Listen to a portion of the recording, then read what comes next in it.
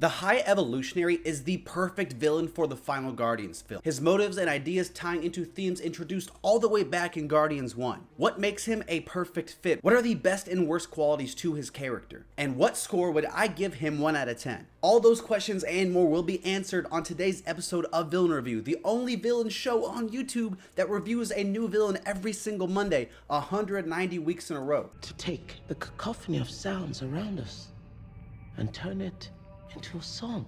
The High Evolutionary is a highly intelligent and powerful geneticist dead set on making a perfect utopia. Traveling the galaxy to observe different cultures and aesthetics, the High Evolutionary found himself impressed with the culture of Earth when he visited, but disappointed in how violent and bigoted humans were. And just think, Twitter wasn't around back then. Kidnapping creatures from Earth to experiment on, he'd create 89P13, or as we know him, Rocket. He'd experiment in incredibly inhumane ways on the animals, making Rocket highly intelligent in the process. Trying to make the perfect species, he decides on human animals for some reason, but can't quite get it right because they always end up ultra-violent and aggressive, like my mom when she doesn't get her Diet Coke. Shocking the High Evolutionary, Rocket figures out what's wrong with the formula, causing the human animals to now be calm and peaceful, just like the High Evolutionary wanted. Fueled by anger, jealousy, confusion, the High Evolutionary confronts Rocket, stating it shouldn't be possible for him to figure out his creation. He's supposed to be just this thing that was programmed, not a being with deep and personal complex thought. He decides to kill Rocket and examine his brain and incinerate the rest of his friends,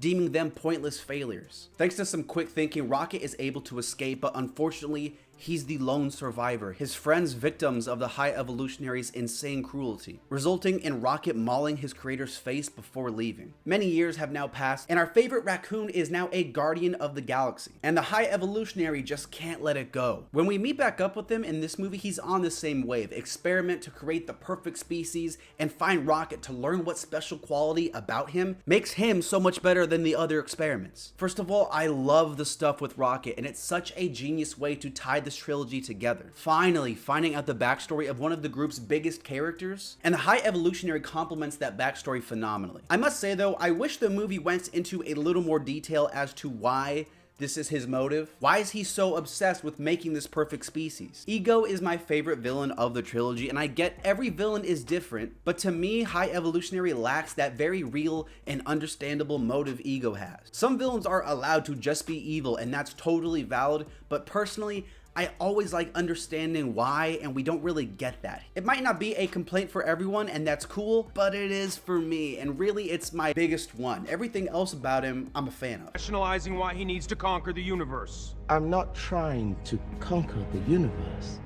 I'm perfecting it. The Guardians of the Galaxy trilogy has a ton of awesome characters, each one used to complement each other, and maybe my favorite thing about the High Evolutionary is just how well he complements Rocket. It's a great hero to villain dynamic that makes the High Evolutionary perfect for this final third film. You might be curious though as to why now did they decide to make Rocket the main character? Lila tells him at the end it's been his story all along, except it hasn't. The first 2 films are Peter Quill's stories. What does Lila mean by that? Well, lucky for you, you're in the right place, I'm gonna tell you, or at least my take on it. The Guardians of the Galaxy trilogy is all about found family. Peter Quill has a really messed up family, but he finds the Guardians, he finds Yondu. Drax loses his family and finds one on the path to revenge. Gamora, well, we all know her dad sucks. These characters are at times selfish, conceited, goofy, but at the end of the day, they're all well-meaning and they find extremely damaged people who are all like them to share a connection with.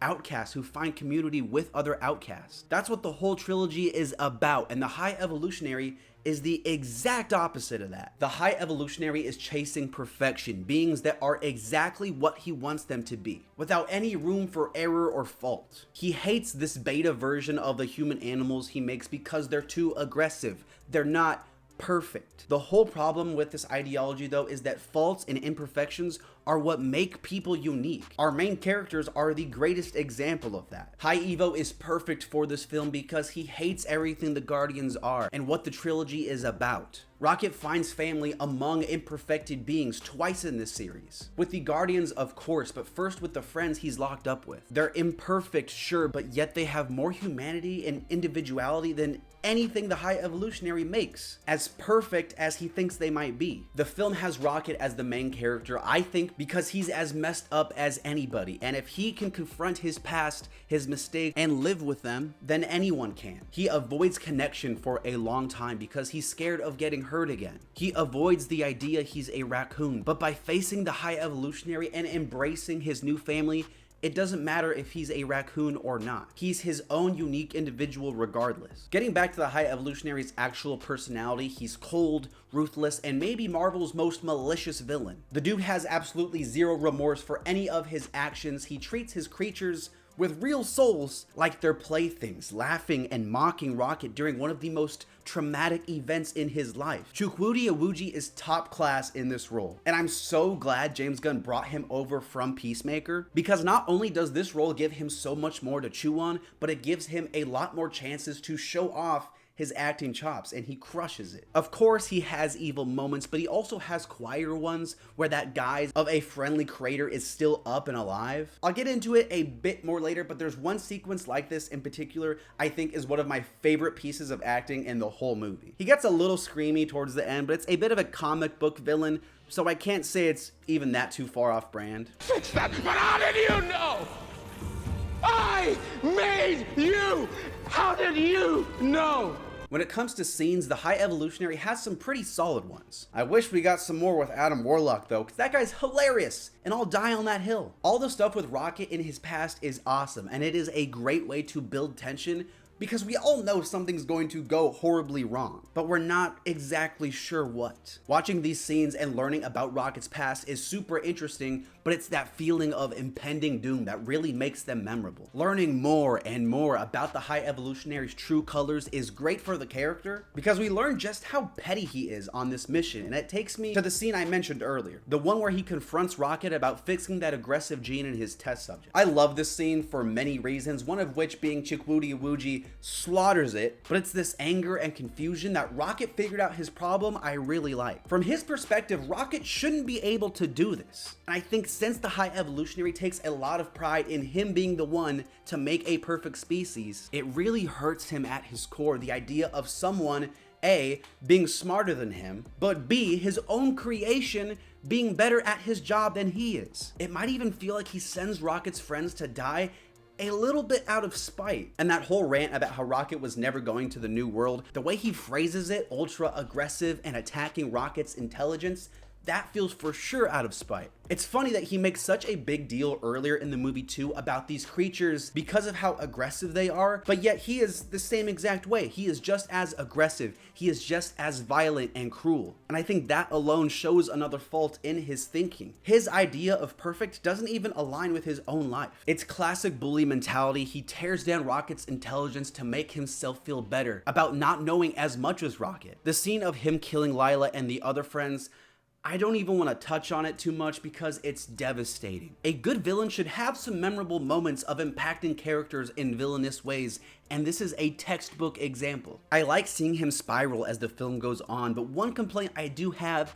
is that he doesn't put up as much of a fight in the finale. I love it for Rocket, but don't get me wrong, after a very involved and personal climax for Ego in Volume 2, I was a little bummed the High Evolutionary is dispatched so quick. I will say though, the upside is that watching him get absolutely annihilated by what are, in his opinion, inferior and imperfect beings, it's pretty damn satisfying and a great cap to this movie. The guy was chasing perfection his whole life and in turn pushes away his greatest creation, a perfectly imperfect being that was right in front of him the whole time. You're simply a medley of mistakes we could learn from and apply to the creatures that truly mattered. The High Evolutionary is a cool character in his own right, but I feel like he was specifically made to highlight Rocket and complement his story in as big a way as possible. He's a terrific villain for this final film because of how his motives relate to the Guardians, and Chukwudi Iwuji delivers an awesome performance. I still like Ego a little bit more, but I still really like the High Evolutionary. Definitely one of the most memorable Marvel villains of late. I will be giving the High Evolutionary 8 out of 10. Thank you so much for watching New Villain Review every single Monday. Check them all out every week.